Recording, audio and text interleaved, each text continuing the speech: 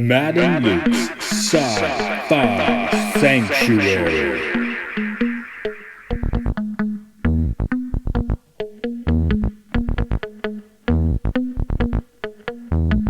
The year is 3013. The galaxy is scintillating in the mellow light. Two galactic pilgrims seek out vistas in the samurai future to bring forth the unity of the cosmic shaman. Opening the door of the pantheon of mystics, the evil sorcerer wizard powers the engine of science, seeking to forever alter the sacred balance, traveling on effervescent balls of summer fire.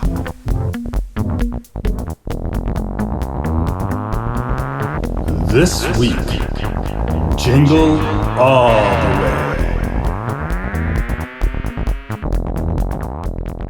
way. In the year 1996, I finally saw Schwarzenegger in the theaters. Oh, this was your first theater Schwartz? I believe so. This is before Batman and Robin, right? Yeah, Batman and Robin was 1 year later, 2 years later, something Yeah. like that. Of course, it's Christmas time. It's Jingle on the way. Do you hear those jingle bells outside? There's lots of jingle bells outside because they're still building a building outside. I think they're taking the construction down. I think they're finally done. Okay, so maybe today's guest is our last guest to be disgraced by the banging outside. Anyway, I'm Luke. I'm Matt. Welcome to the Sci-Fi Sanctuary. Right on. And that guest, he was here for Independence Day. He's back for more. Hello, Mark Malek. Hi, I'm back for more 1996. I feel weird because I always say hello and then I say like their full name, which seems kind of like... It's a podcast. It's fine. Yeah, I guess you do that on a podcast. It feels weirdly wrong, though, somehow. Have you deliberately just invited Mark for terrible films from 1996? Films which I love, don't get me wrong, but...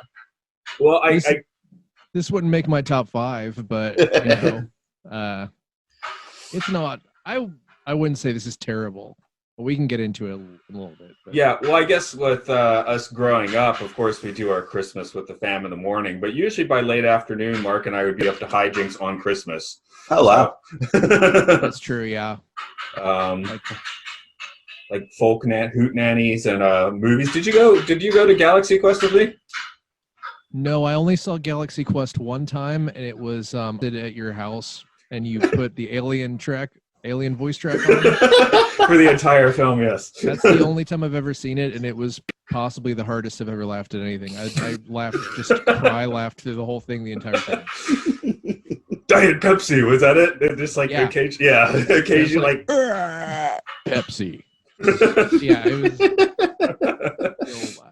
I almost just haven't watched it real life because I just don't want to ruin the experience.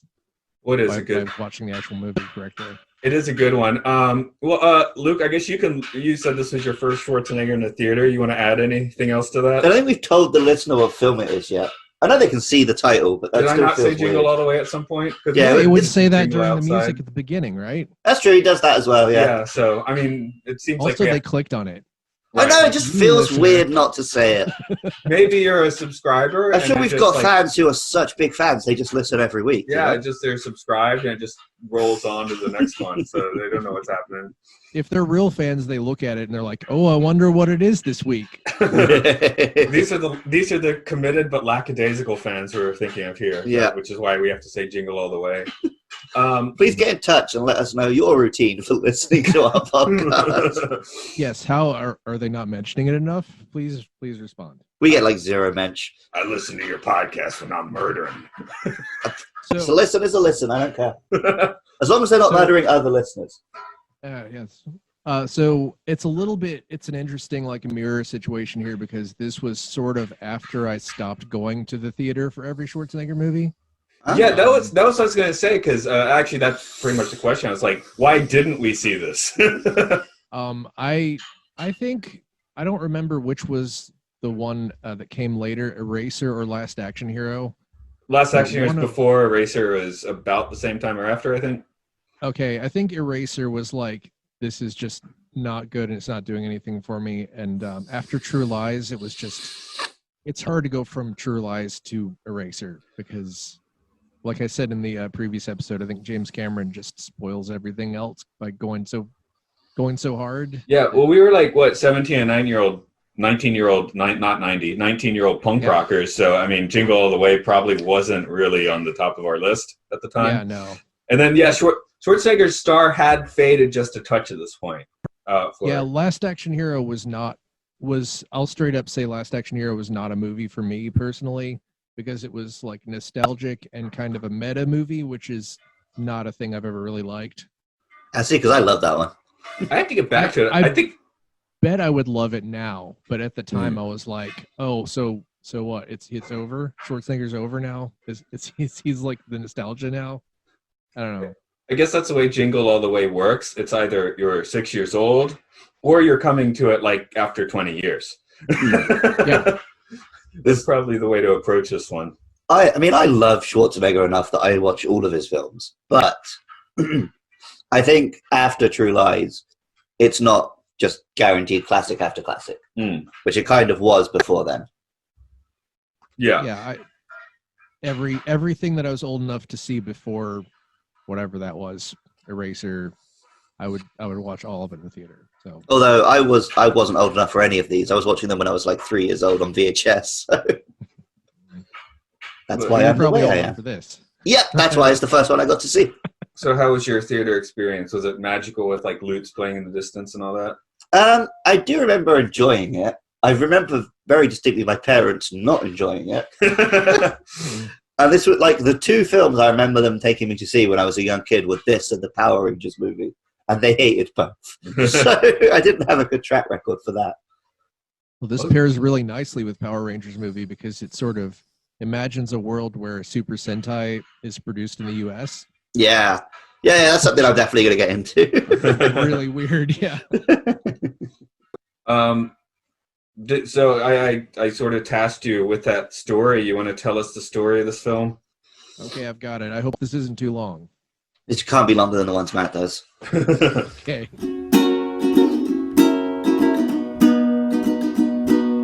Jingle bells, jingle all the way. Oh, what fun it is to ride in one horse open sleigh. Hey, jingle bells, jingle all the way. Oh, what fun it is to ride in one horse open sleigh. We're dashing through the snow in a one horse. It's the night of December 23rd. Howard Langston is an all-American mattress salesman who is such a workaholic that he's constantly missing major events in his family's life. After missing his son Jamie's karate exhibition, he has crossed a line and is beyond forgiveness in Jamie's eyes. Unless he can get him the Turbo Man action figure he really wants for Christmas. Unfortunately for him, Howard didn't remember that his wife Liz asked him to get a Turbo Man 2 weeks earlier, and it's already Christmas Eve. So it's time to go find a Turbo Man. Waiting outside to get into the first store, he encounters a screaming, psychotic mailman named Myron Larrabee, who is seemingly even more desperate for a Turbo Man than for his own son. Howard experiences an endless series of disappointments, being laughed at by salespeople, buying Turbo Man's sidekick booster by mistake, losing a no-holds-barred scavenger hunt at the mall to a small child who accidentally catches the prize ball, and being sold an incomplete Mexican Turbo Man by a massive counterfeit toy Santa ring, which he then has to fight his way out of. Meanwhile, Howard's creepy neighbor Ted is actively trying to replace him by spending all day with his family and eating their cookies. Howard eventually then ends up despondent at a diner along with Myron, who shares stories of how terrible his childhood was, while Howard recounts what a great father he is. Suddenly, they hear a radio DJ announce that he has a Turbo Man doll to give away, and the rivalry is back on. They fight each other all the way up to the radio station and violently corner the DJ and give him the answer to his trivia question, only to find out that the prize is a gift certificate for a Turbo Man and not the actual product. And the police have also been called. The two escape thanks to a mail bomb bluff from Myron that turns out to be a real bomb that doesn't kill anyone somehow.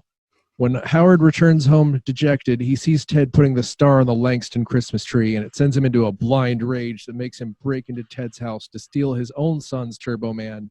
And though he has a change of heart halfway through, he accidentally sets Ted's house on fire and ends up in a fight with his foster reindeer.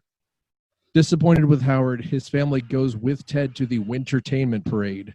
Howard sulks to the parade to find his family, but is made by a police officer who recognizes him from all the trouble he's gotten into within the past 24 hours. Howard runs away and ends up mistaken for the Turbo Man impersonator hired for the parade and is suited up to be on the Turbo Man float. And conveniently, Turbo Man is supposed to pick a child to receive a free Turbo Man doll. Howard spots his family who have just escaped from the lecherous Ted and picks Jamie to receive the action figure. Unfortunately, Myron has somehow outfitted himself as Turbo Man's archenemy, Dementor. He chases Jamie all through the street, but Howard is able to defeat him after figuring out the Turbo Man jetpack. After Jamie thanks Turbo Man for his help, he reveals that he was Howard the whole time. Then Jamie has a change of heart and decides to give the Turbo Man doll to Myron as he gets carried off to prison, because he has the real Turbo Man at home. Everything is all wrapped up until Liz asks Howard what he got her for Christmas, and the shocked look on his face tells us that he got her nothing. Rocking around the Christmas tree at the Christmas party hop. Mistletoe hung where you can see every couple try to stop. Rocking around the Christmas tree, let the Christmas spirit ring. Later we'll have some pumpkin pie and we'll do some caroling.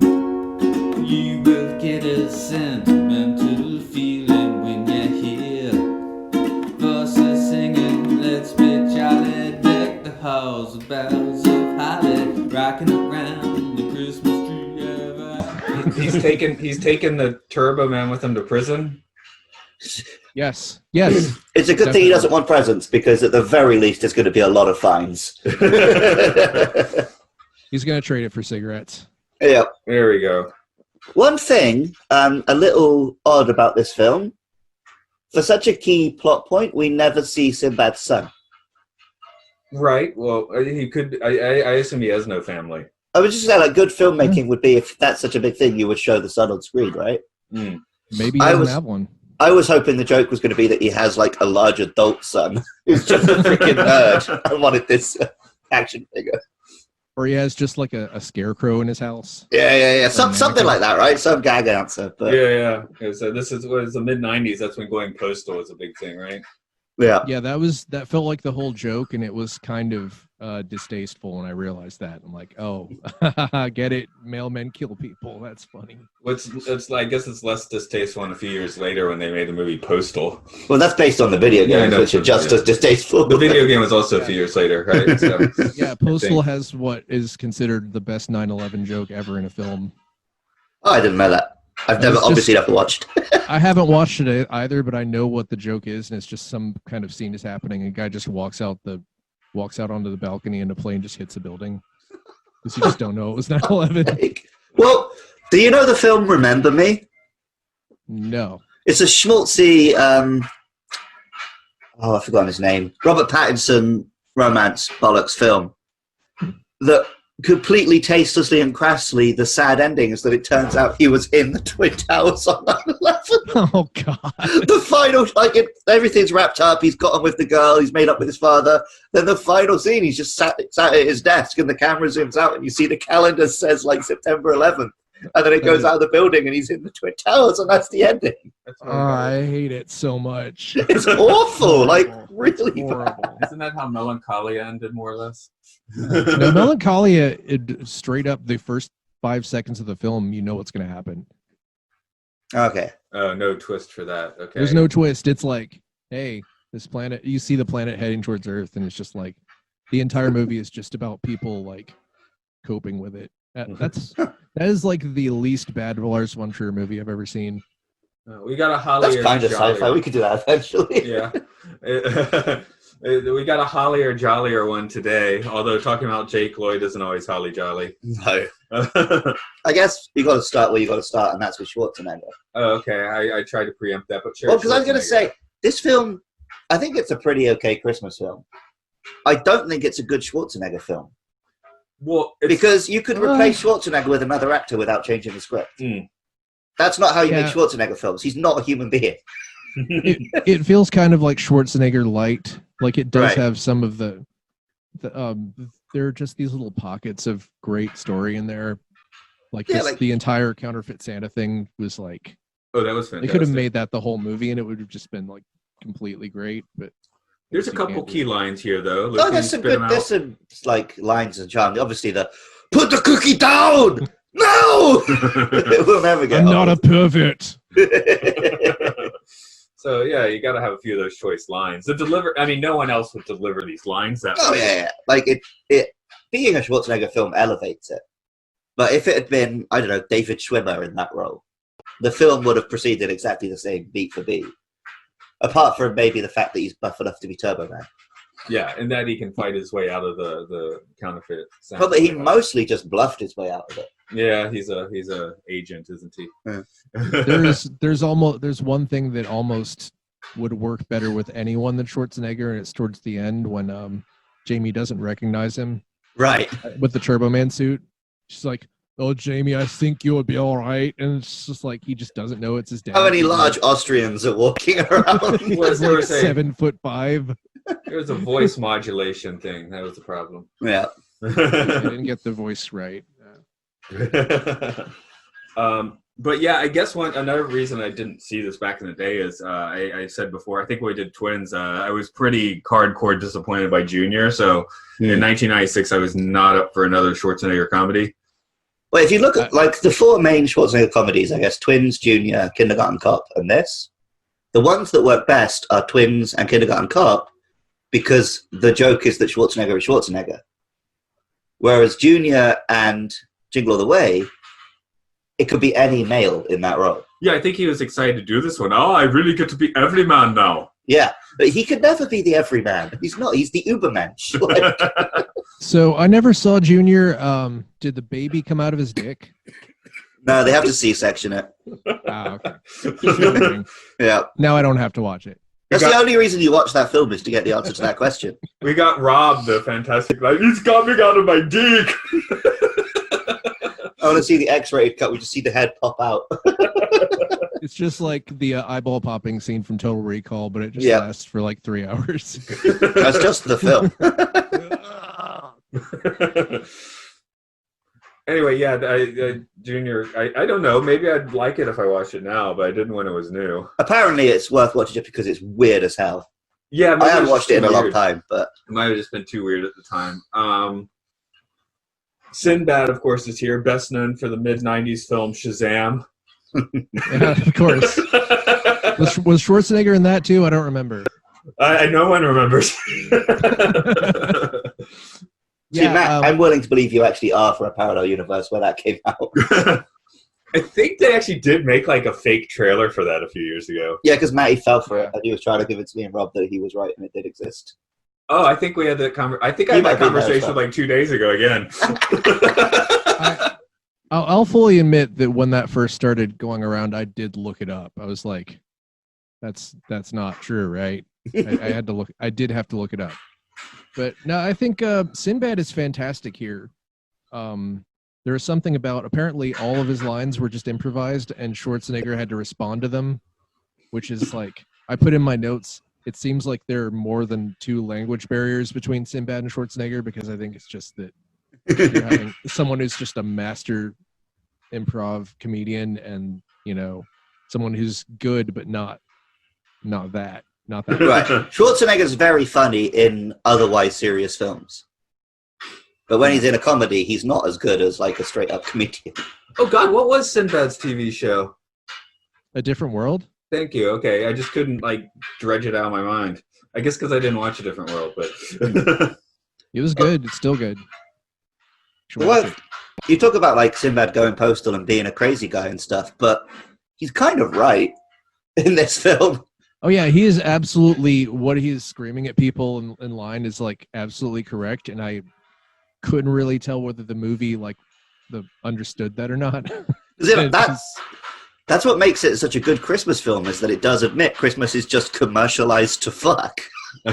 It feels like weirdly neutral about the whole thing, which is kind of great, because I was really expecting it to be more like pro-capitalism, and it's just really kind of like, I don't know if this is a good idea. What do you think? It feels like the entire movie is like that. They never quite sharpen their blades enough for full satire, though.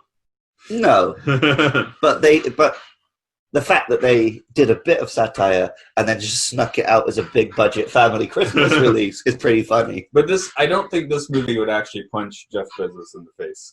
It would just kind of walk by and snicker. No, it would do a lame Nancy Pelosi, like, oh, I'm making fun of you, but actually I'm just giving you everything you want.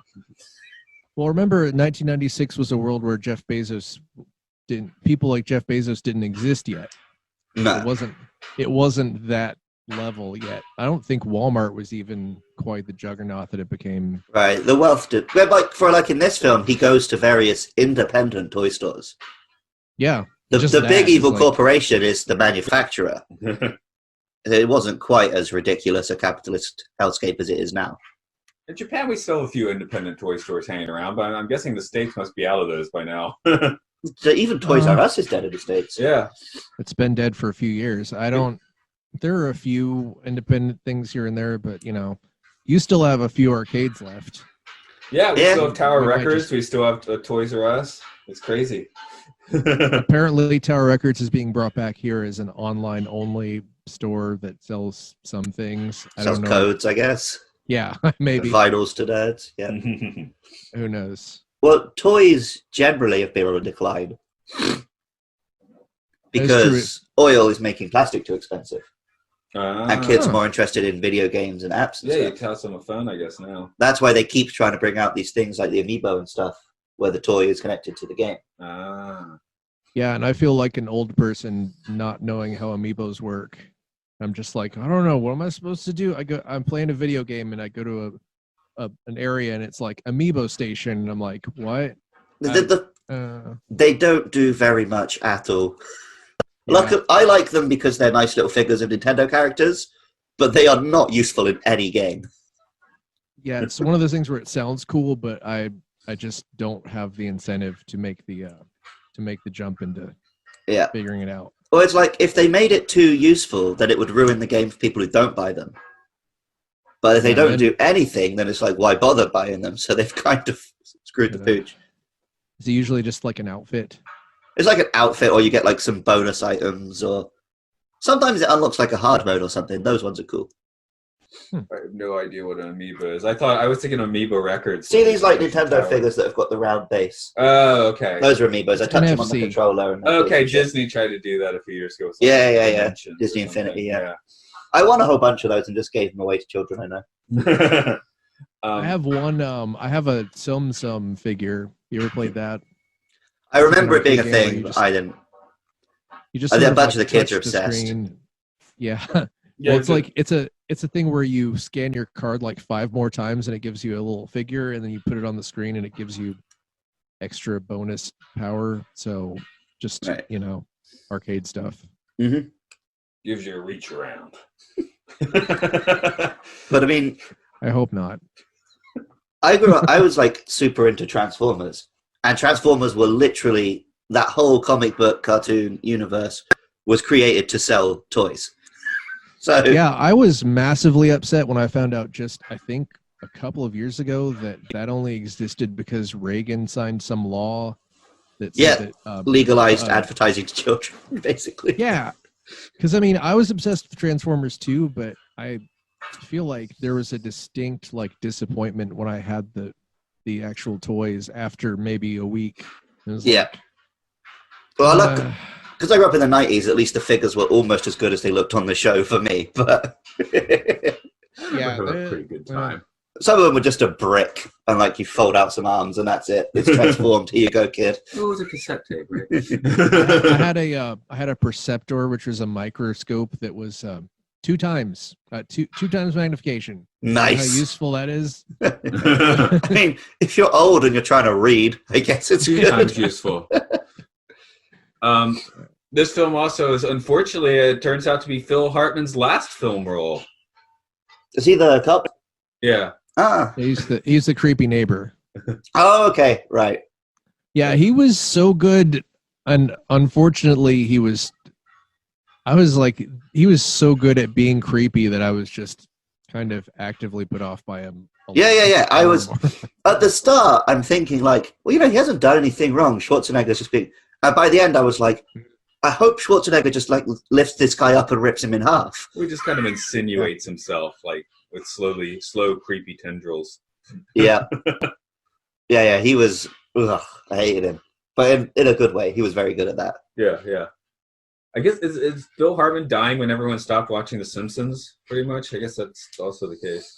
No, that was Simpsons like season 6 or 7. It was right in the good spot. Yeah, okay, okay. I guess I had a few more years. Yeah, I feel like intrinsically, like, consider him like Simpsons guy as well. I think most people agree that the show was worse without him, but I think people really started falling off after like 10 or 11 or 12. That's what you always hear is Tennish. Who did the McBain? Was he doing the McBain voice? No, Maybe it was Harry Shearer. I think it was Harry Shearer. Okay, just checking. Yeah, I know we got some. It would have been good Troy to have McClure McBain on screen with. But he was supposed to be Zach Brannigan in Futurama, which would have been very different. Probably would have been better, but you know. I do like Zach Brannigan though. Right. Yeah, at least Billy West is like one of the best voice actors if you have to fall back on making him do an additional voice. Sorry, for a second I thought you were going to be awful and be like, at least Billy West is alive. Well, now you did no dead voice actors. I was like, fuck you. Hell. I'm like, oh, okay, he didn't actually go there. And that'll be the next big thing. Okay, we're making a movie where all of the actors identify as dead. Well, you know that like Lucasfilm is trying to do that, right? They're just going to make Star Wars episode 5.5 and just have everything CGI. I don't know. Like, have you seen the deepfakes though? They're getting pretty good. I haven't. You know what? I haven't seen that many deepfakes. I guess I don't go look. I saw one where they put the scene in Step Brothers where they make friends, but they replaced Will Ferrell and John C. Reilly with Schwarzenegger and Stallone. Wow. And it's pretty convincing. Sorry, just going back to Sinbad for a moment. Originally the original thought, that's too much originals, was not Al Pacino. That would have been great. Oh, God. I think it was Joe Pesci. Joe Pesci. Oh, wow. Yeah, they decided he was too short. Yeah, they wanted reason. someone like Schwarzenegger's closer to Schwarzenegger's size. Although Joe Pesci is a little older, so they could have done the joke where it was an adult son at the end. Yeah, that would have been great. But now I want I think that was a Freudian slip. I want Al Pacino in that role. Just actually like shooting people and stuff. Give me the toy! Putting their heads in vices, that sort of stuff. Was that Joe Pesci? That actually was Joe Pesci putting his head in the vice. Okay. Wonder if we could get Schwarzenegger into like a Scorsese film. Like, can we just do that? Might be a little late. Yeah. Because they do that thing like in The Irishman where they de-age Robert De Niro, but so he's beating people up. It's supposed to be a younger De Niro, but he still moves like an old man. I haven't watched that, but I did not think that de-aging has worked for most of the time. It didn't work for Jeff Bridges and Tron. It didn't work for... No, in the case of The Irishman, it's kind of like, well, they are that old, and you kind of give them a pass. The only one that we've said actually worked was in Terminator. In Dark Fate, they did. In Dark Fate, they did Schwarzenegger and Linda Hamilton pretty well. That's also like cutting edge. That's probably... Yeah, and it was for like... 20 seconds. Yeah, it was like 1 minute at the start of the film. Whereas I think The Irishman has like pretty extensive... And I think also they did it the other way around, right? Where it was different people's bodies and they just put the faces in. I'll give Tron a little bit of a pass too, though, because it was actually like it wasn't like an actual person, right? It was. They got away with looking a bit weird and creepy because you were in Tron. That's fair enough.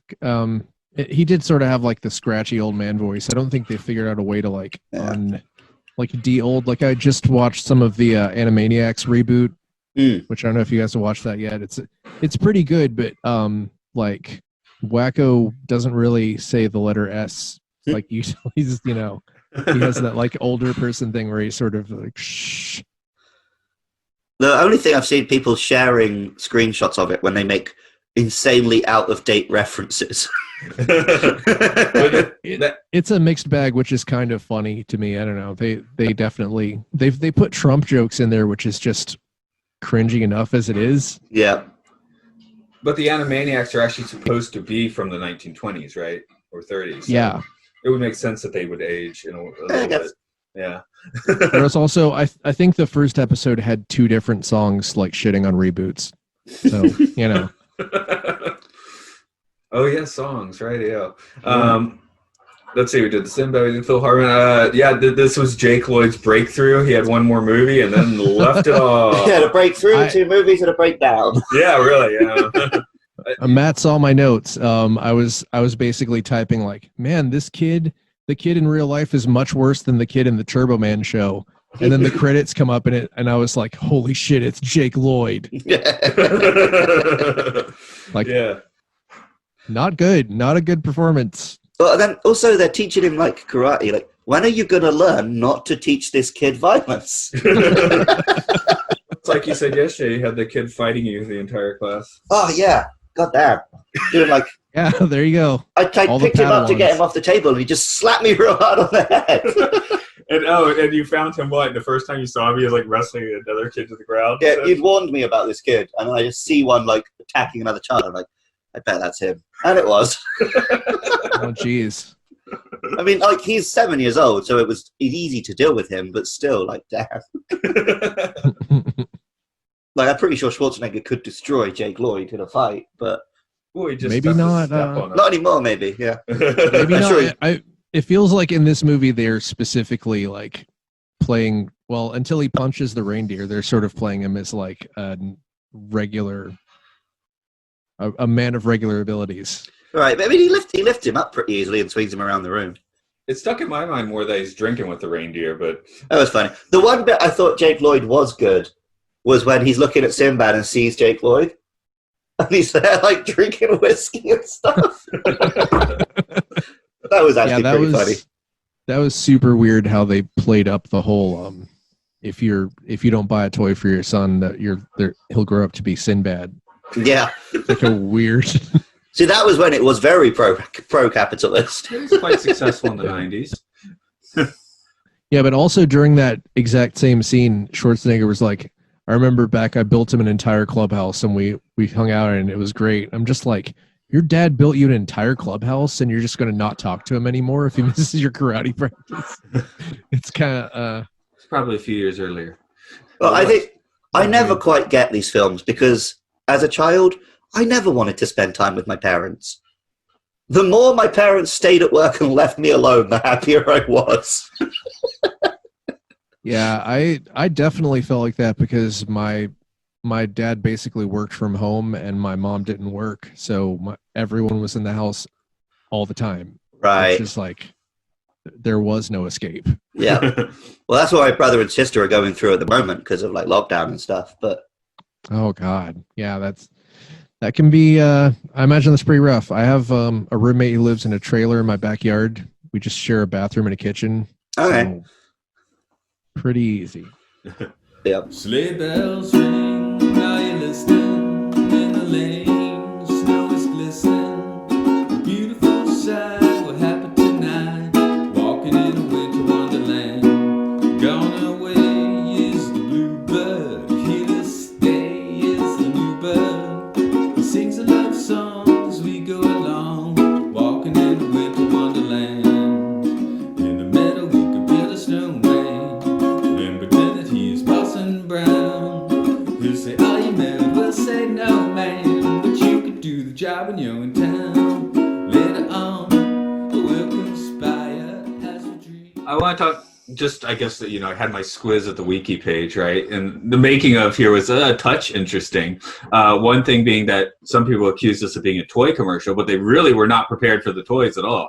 So, yeah, did they even bring out the toy? It said they made 200,000 of one Turbo Man figure, which maybe sold okay. But yeah, because they sort of rush released this one, or rush made it. Once Schwarzenegger signed on, instead of like a whole year process, it was like 6 months or something. So it kind of just got spat out. Because to me, it did feel like it was mocking toy commercials, so it didn't occur to me the toy would exist. The toy, yeah, me neither. It felt like a sort of an anachronistic toy. It looked like sort of a shitty toy. Yeah, it looked awful. Yeah, and yeah, it never occurred to me that someone would watch the movie and be like, I actually do want one of these. Like, it didn't look like that at all. Well, a kid might. Did you want a Turbo Man? No. No, okay. In fact, there was a scene in this film where when he's trying to get the Turbo Mans, he goes past a big display of 90s X-Men action figures. And that took me out of the film because what fucking kid watches this shit TV show and wants this awful action figure when he lives in a universe where the 90s X-Men exist. Yeah, I had the same reaction to that. I was like, there's like 1,000 Wolverines right there. Also, it kind of bugged me when he got the booster and just threw it away. I'm like, Yeah, I thought Booster was pretty hip. Yeah, he still might as well keep the booster and he can have both, right? I thought Booster was cooler anyway. Like, I was like, oh, it was a Cringer. Cringer, that's a horrible name. He-Man's tiger. Oh. Battle Cat. Well, that, no, yeah, but when he's not Battle Cat, he does have it. Yeah, he's Cringer. Cringer, I right? think all it was is you get the Cringer action figure and you just put the helmet on, and now he's Battle Cat. Right. So I was actually more excited about him than the He-Man in a way. So, well, maybe equally excited, but when I was 5. I guess now's the time to mention it. I was super into Power Rangers around this time. And it is clearly riffing on that a bit. But like Mark says, it's weird that it's an American show. Yeah, it feels almost like someone watched Power Rangers once and didn't understand it at all. I think that's exactly what it is. Because there's a few visual motifs which are Power Rangers-esque.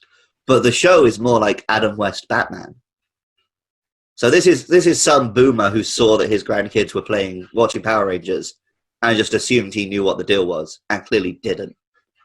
They stumbled into a bit of... Oh, go ahead. I was going to say, I think if they decided to make Power Rangers American with the budget that they originally had, it would look worse than the show in this movie did. Oh, 10 times worse, yeah. Yeah. Because, like, Japanese studios are very good at getting a lot out of a small budget. But and they had years of backlog that they could just sell for the Saban Corporation. I saw recently a clip from like one of the most recent Power Rangers shows, and it looks insane. It looks amazing.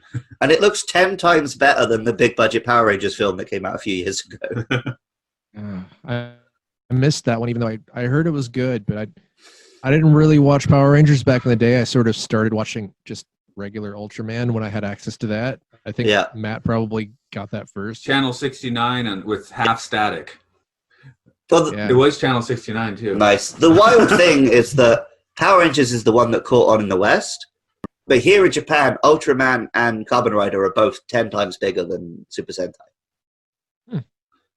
I was going to say the weird synchronicity this film hit, which might be one of the reasons it was quite successful, is it happened to come out right in the middle of the Tickle Me Elmo craze turned out to be the real time one.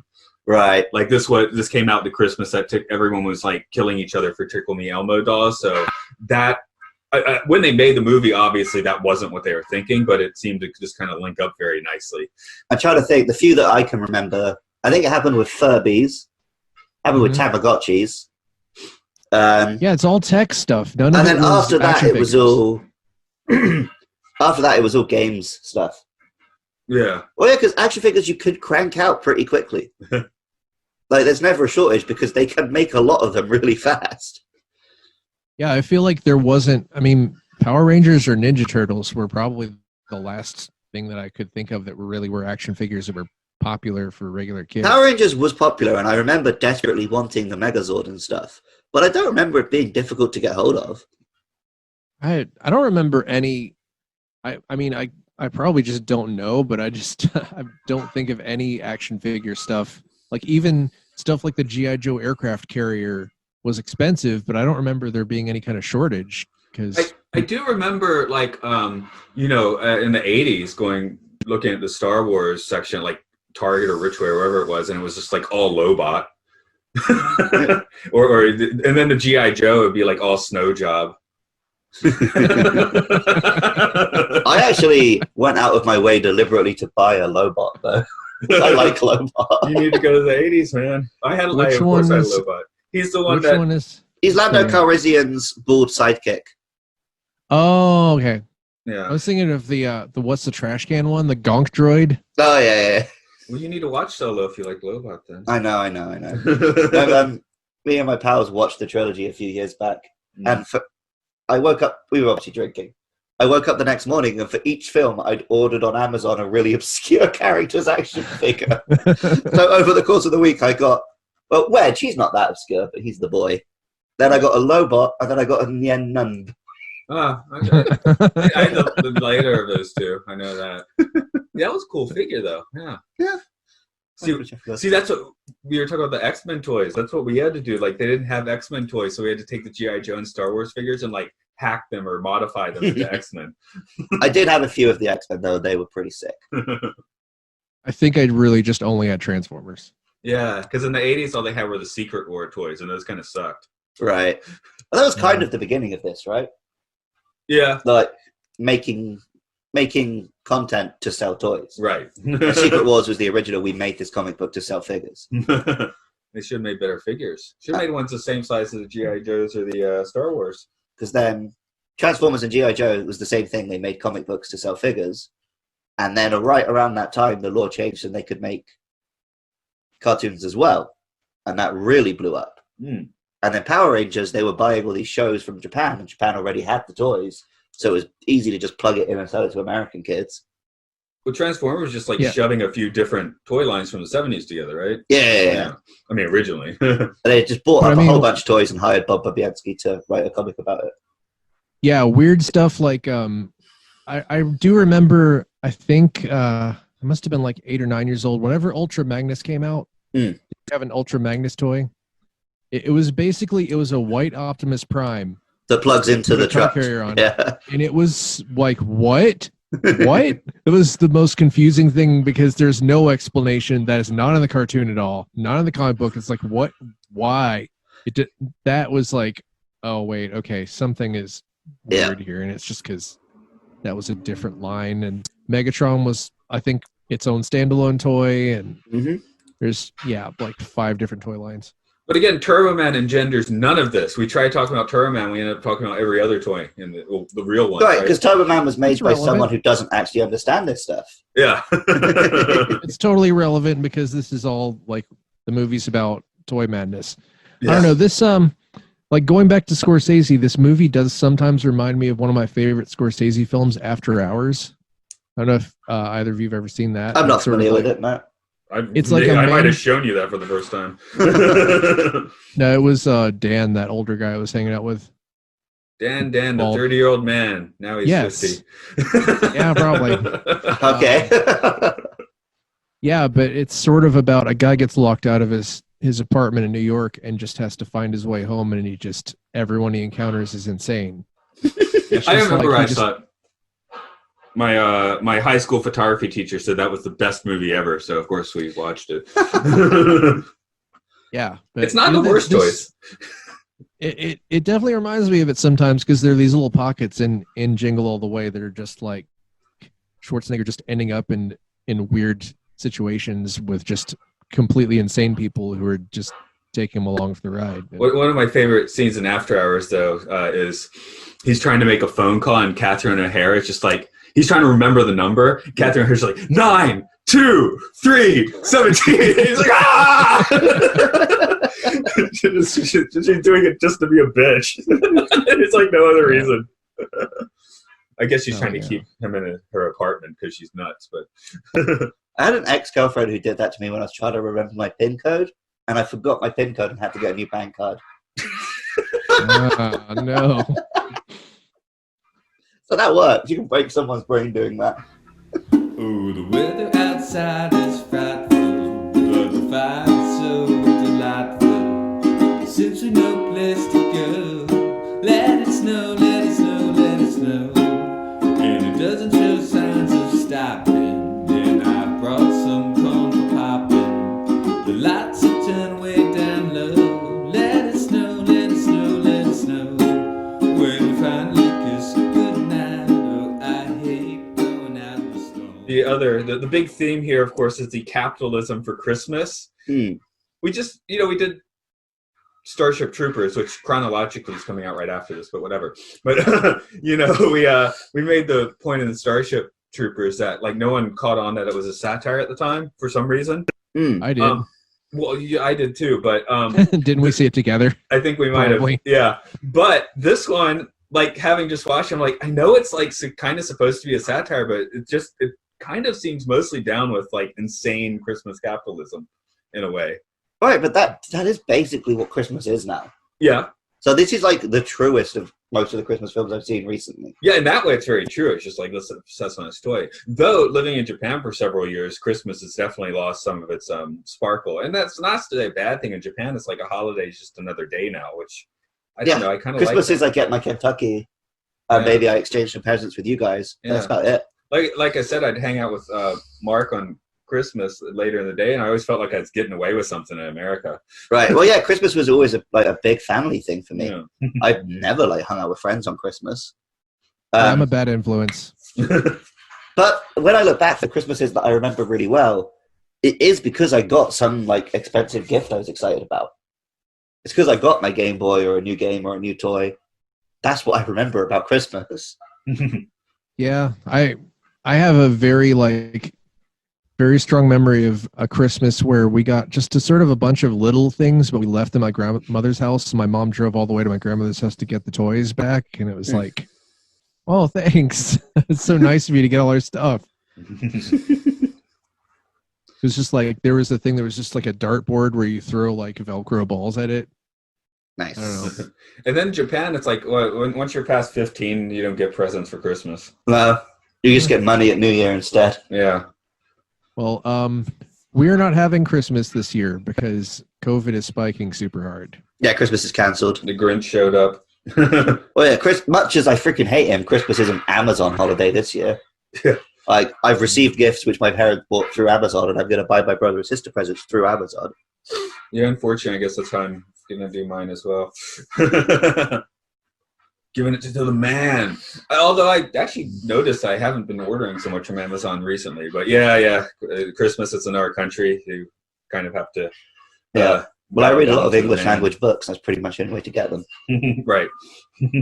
Most of my purchasing has been COVID stress purchasing. So I've bought 3 times as many video games as usual this year. And I've bought 3 times as many and played half as many. Yeah, kind of. I bought an Oculus Rift.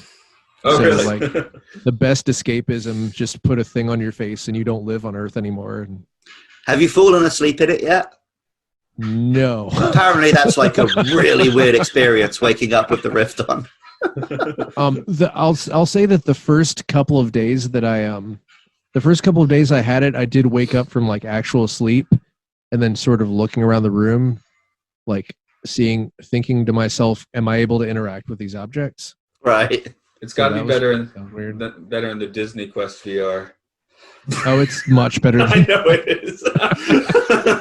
R.I.P. Disney Quest. Finally tore down. Quest. Yeah, they're all gone now. Well, remember when we went in 2009 and they were talking about tearing it down then, and they finally got rid of it in 2016. And I went the year before that. I went 2015. Very sad. They did have a very hip arcade in 2009, even if their VR section was crap. It was still good in 2015, but half the games were broken. The best one was that one in Tennessee, was it? No, mall. Yeah, there was some Game Galaxy. That might be it. Yeah, they just had a very groovy selection of vintage games, and then Chicago. Yeah. But Japan, that is one thing. You find the arcades, but you don't find particularly old games in them. Not in a place like Nagano. If you go to Akihabara or Nipponbashi, you can. Yeah. But we still have them. That's nice. Also, we have around one now, so it's we have Japanese games here in the States, nice. And some of them are maybe 10 years old. I don't know. They have candy cabs with Marvel vs. Capcom 2 in them. Sick. Also, the department store again randomly has a bunch of old arcade cabinets in it. Yeah, they were Ghosts and Goblins and stuff. I really miss that when you just go to Arby's and there would be a Donkey Kong in the back. Yeah. See, I don't think I ever even experienced that. Yeah, maybe a pinball table. That was about it. I think that sort of ended in the 90s when you would just have arcade games in everything, which is kind of sad because that was we had money guzzling pub quiz machines. Those are fun too. I got an old one of those actually. It was like a Wheel of Fortune type thing, but it's called Phrase Craze or something like that. Right. But it has a custom ROM that has naughty phrases in it. Nice. You can turn on, which is just sort of, they're not super naughty, but they're sort of sex things. I hooked you up with a table flipping game, right? If I didn't play it with you, I've definitely played it a couple other places. Okay. Do they That have was that in the fun. States now? Huh? Do they have that in the States? Yeah, round one, and there was a touring company that was bringing it to Dragon Con every year, but they just quit because of COVID, unfortunately. But Did they have I got- Dragon Con? not this year. That's Yeah. part of why they quit. But Yeah. I got really good at Groove Coaster. I'm like expert level Groove Coaster. Real And, groover. pretty good at U-Beat. Like that kind of stuff was just starting to come out, I think, when I visited you last in like 2012. You beats like the cube one with all the buttons? Uh-huh. Yeah, okay. You think you're good at it until you see like a 15-year-old Japanese kid on it. They are No, insane. I'm like level 7. I'm not super good, but I'm like competent. For don't someone even- who gets to play it like 2 times a year, 2 days out of a year. I don't even go in the rhythm section because it's just full of like superhuman twinks. Yeah, the new one that's like Dance Rush Superstardom, where it's like the pad where you just sort of like make dance poses. Just the pose. Seeing someone good, it's both. It's like a pressure sensitive pad that tracks your movement, and you like have to duck under little gates. It's wild. You're But just seeing giving someone the- who's good at it. You're just giving the system information, man. Yeah, they're scanning my. Scanning you to make a Social Security. clone. Yeah, they're gonna clone you. Get your selling deep it fake to ready. Google. Oh yeah, speaking of deep fakes, the guys who did South Park have a couple of like small YouTube things where they just have deep fakes doing the entire thing. It's I don't want to give anything away, but if you watch it, I think it's called like Sassy News Report or something like that. But Okay. yeah, check it out. I guess we should get back to the jingling. It sounds like we've pretty much used up all of our Jingle All the Way chat at this Yeah, point. I was Well, we haven't gotten to the jetpack yet. Oh yes, that's why we're calling. That's why this is on the Sci-Fi Sanctuary, Turbo Man, and the jetpack. Yes. And the bomb also. Because when he's holding it, I thought, oh, it's not going to be a bomb. And I thought, wouldn't it be funny if it was a bomb? And then it exploded, and I was like, oh my god, they went there. They went. pretty Then it Looney cuts Tunes back with to it. them, like, and they're all fine. I was pretty disappointed. No, I think heard- literally screamed. I was like, "What?"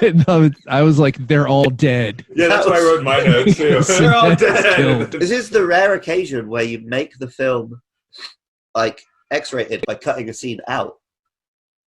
If you cut out the shot of them all fine, then Sinbad's just killed all those cops. I think they should have taken that. I guess you can in a family-friendly. I wonder if they did and someone made them put that in. It would have been PG-13. then it just has to be the adult son who wants to have a Turbo Man coming to a theater for this one.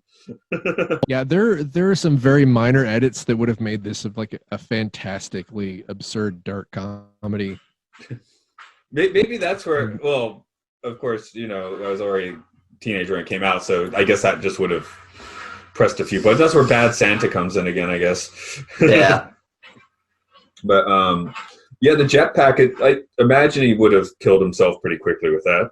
Well, no, he runs straight to a brick wall at one point, so that would definitely have killed him. Well, he's Schwarzenegger. It really felt like someone was like just in some kind of mode of a game, a cheat mode where someone was just like drawing a line and making a jetpack follow a path. It was pretty bad, but funny because it was bad. I don't know. Yeah. It didn't. There It was- There were a couple of shots that worked, and there were a couple that were fucking awful. And the voice modulation. What? What's the point of that? Just to hide Howard, I guess, who can't be hidden anyway. But whatever. Yeah. I mean, you can see his eyes pretty well. And you can see pretty much his whole face. I could just about understand the kid not recognizing him. But his wife? Yeah, they didn't give his wife very much to do except for get hit on by Ted, unfortunately. Well, we I did. think she was the. I like that she turned him down without Schwarzenegger having to intervene. Yeah, that is true, but it was like he almost had to just go like before. Yeah, he had to get super lecherous before she noticed what was going on. But that's why I like Phil Hartman here, just to that slow burn of absolute creepiness. Yeah, I feel like that he was almost like a character from Happiness or something that just was in this movie. Yeah. I also find it funny that his wife didn't notice she was married to Arnold Schwarzenegger until she saw him in that costume. Like, he's been this buff the whole time.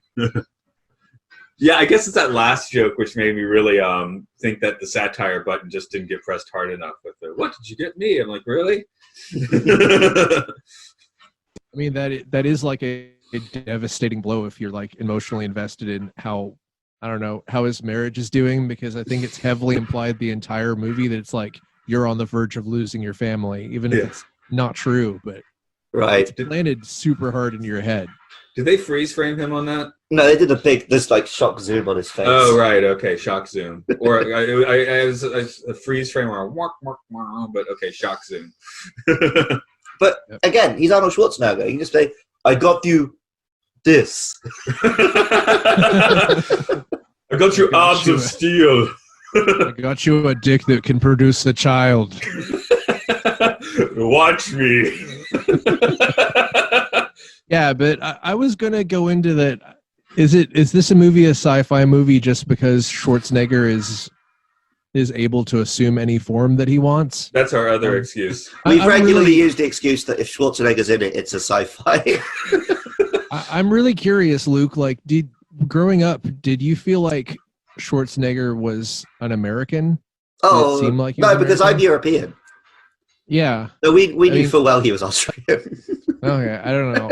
I just feel like it's a weird thing where in America you are like allowed to be coded American if you're, I guess, buff or something. I don't know. But it's a weird thing where we have this very strict glass ceiling that we allow one person through every couple of years or something like that. Well, Like, I mean, everyone says Idris Elba could be James Bond, even though that's not American, obviously, but Americans are super on board with it. And I feel like many other black men probably wouldn't be brought up in that conversation, and it's just sort of like I don't know. Idris is a touch too old now for that one. well, Give him the Doctor Who role, I guess. it's a pretty common thing, though, with, any racist. They stop being racist if they want to fuck the person. Yeah, that makes sense. And then as soon as they're denied, they're straight back to the racism. Was that whole thing in Do the Right Thing where it's like they have the basketball players on the wall and they're like, oh no, they're not the same. It's like that's always been a thing here. Mm-hmm. But it's so weird that it's like there are people who are so like virulently anti-immigration, and Schwarzenegger is just like an American to them, basically. It's like, I think Japanese would be a little quicker to confuse him as an American. Yeah. But I think growing up, not living in America, my understanding of the country was, it's America. Anyone can live here. That's the point of America. And I still believe that until I was a bit older. well, we definitely want people to believe that. But I think every time there's something like, first Native American woman in Congress or something like that, every time I hear something like that, I'm like, what? Yeah. I'm just like completely shocked. Just now, really? Yeah, because I just assume it's already, whatever it is, it already happened. Right. Yeah. Melancholy Maca is the thing to say on a bright Hawaiian Christmas day. That's the island greeting that we send to you from the land where palm trees sway. Here we know that Christmas will be green and bright, the sun shine by day and all the stars at night. Melancholy Maca is a wise way to say Merry Christmas to you. Melancholy Maca is a thing to say on a bright Hawaiian Christmas day. I guess we gotta dial it down. Taking another box in our bingo card as Matt has a train to catch before long. So recording before train times. Yeah. One more thing I quickly want to bring up. When he's in the warehouse of all the Santas and he gets attacked by the big Santa, I was like, oh my God, is that the Big Show? And it was. Who? The Big Show. The Big Show. He's the current giant in wrestling. Oh, okay. I don't know if he's current anymore, but he's most recent at least. Yeah, I've seen him live in the last few years. So Yeah, I saw him live in like 2005 I don't know, 7 or something. Yeah, I would have That seen was- him in like 2016, 2017, so he's fairly recent if he has retired. Oh God, who Well- was the first counterfeit Santa? That was a notable actor. Oh, that was that James Belushi, James yeah. Belushi. Yeah. Either one. I'm not trying to correct you. It took me like 3 minutes to work that out, though. For a second, I was like, "Hey, it's Randy Quaid again." I was like, "No, it's the other. It's the other guy who's like sort of the less famous brother of somebody." I feel like Randy's the more famous one now.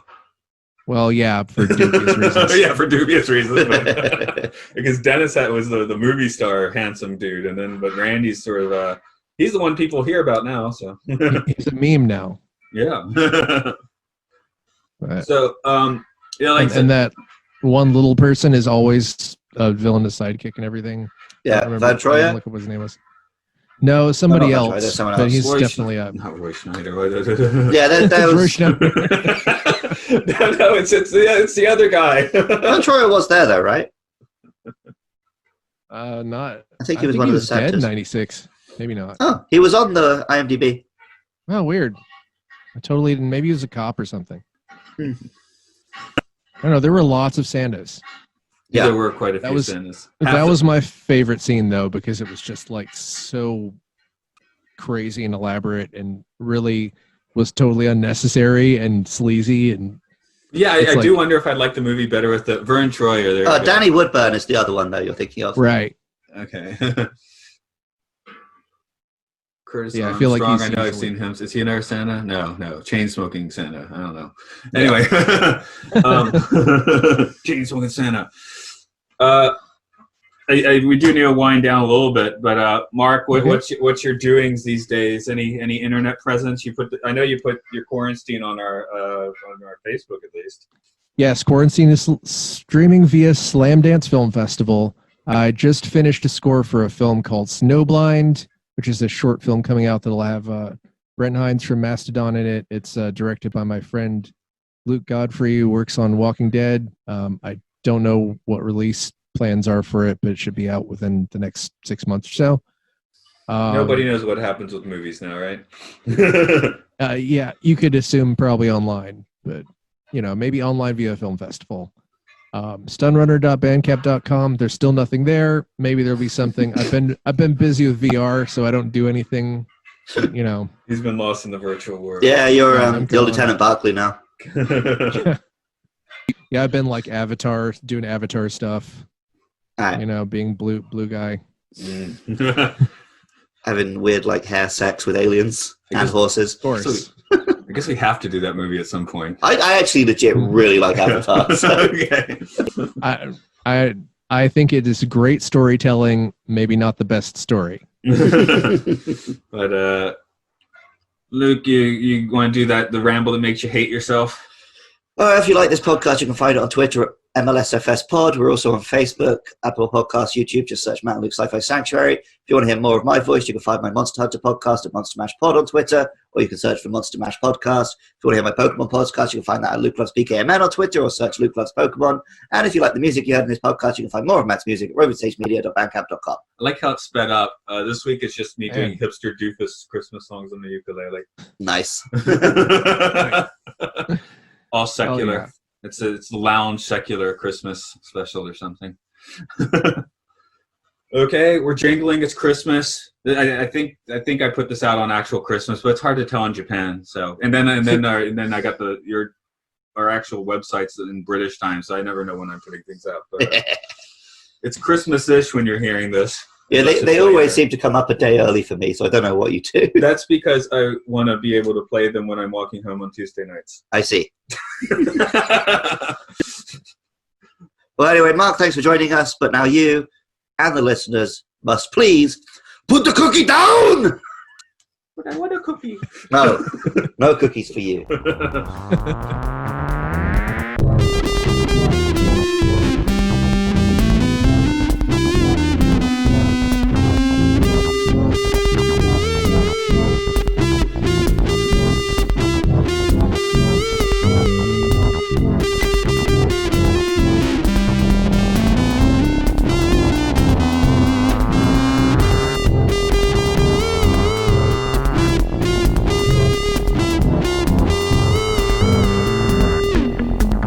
Next week, Starship Troopers.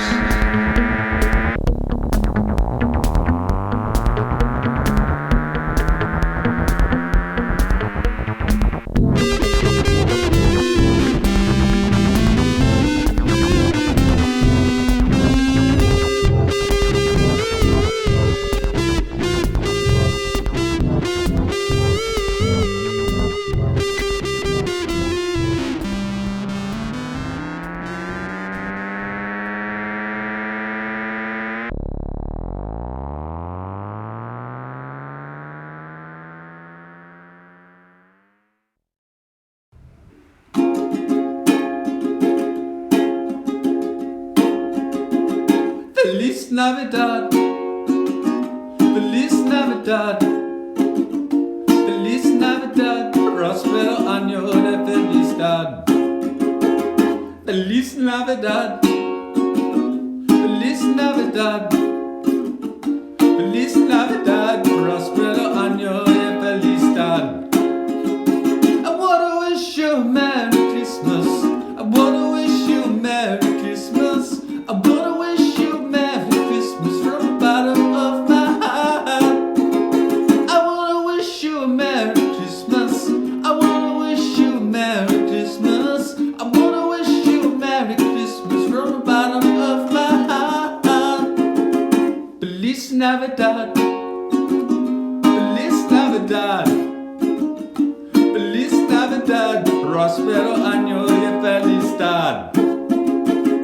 Feliz Navidad, Feliz Navidad, Feliz Navidad, Prospero Año de Felicidad.